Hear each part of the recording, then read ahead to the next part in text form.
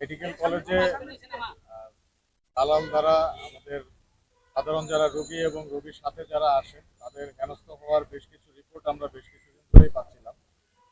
এই প্রেক্ষিতে আমাদের র্যাবের একটি বিশেষ অভিযানিক দল নির্বাহী ম্যাজিস্ট্রেট সহকারে এবং চট্টগ্রাম মেডিকেল কলেজ কর্তৃপক্ষের সহায়তায় আজকে আমরা অভিযান পরিচালনা করেছি। এখন পর্যন্ত 21 জন দালালকে আমরা শনাক্ত করতে পেরেছি এবং তাদের বিরুদ্ধে আদালতের কার্যক্রম চলমান রয়েছে।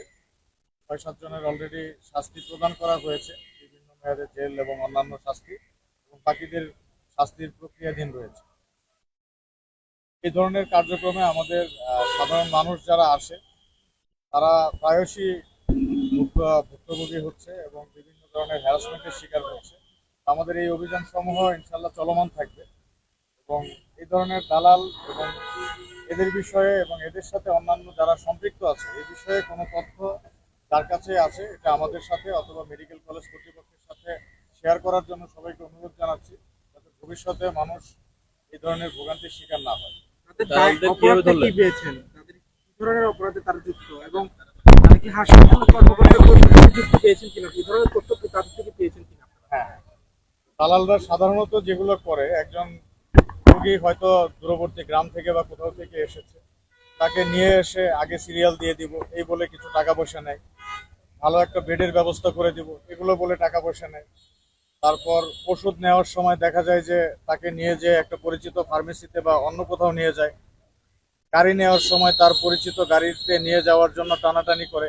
এই বিভিন্নভাবে মানুষকে বোকা বানিয়ে তারা টাকা পয়সা রোজগার করছে। যদিও এই হসপিটালে সকল সিস্টেমই রয়েছে, একটা পেশেন্ট আসলে কিভাবে দেখা হবে, সিরিয়ালি যাবে, ভর্তি হলে কি হবে, সব পদ্ধতিই আছে।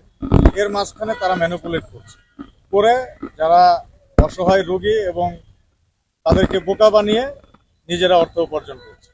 তো এই বিষয়ে আমরা পদক্ষেপ নিয়েছি এবং ইনশাল্লাহ এগুলো চলমান থাকে। অভিযানটা কিভাবে করলেন? কর্মকর্তা কর্মচারী যারা আছে আগেও হাতে ধরা হয়েছে।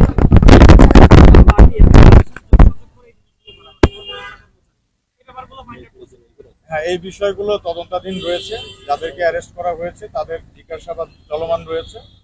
এটা তদন্ত সাপেক্ষে জানা যাবে এর সাথে আর কারো অভিযুক্ত আছে।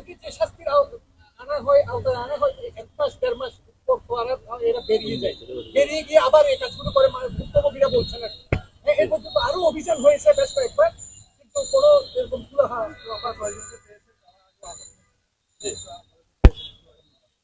হ্যাঁ, এখন অভিযান চালানোর পরে অপরাধের সাথে সামঞ্জস্যপূর্ণ একটা শাস্তি প্রদান করতে পারে। এই অপরাধের জন্য ম্যাজিস্ট্রেট, নির্বাহী ম্যাজিস্ট্রেটকে নিয়েই করা হয় অপারেশন। তারা যেটা লজিক্যাল মনে করে সেভাবেই শাস্তি প্রদান করে। শাস্তি প্রদান শেষে একজন অপরাধী অবশ্যই জেল থেকে মুক্তি পাবে।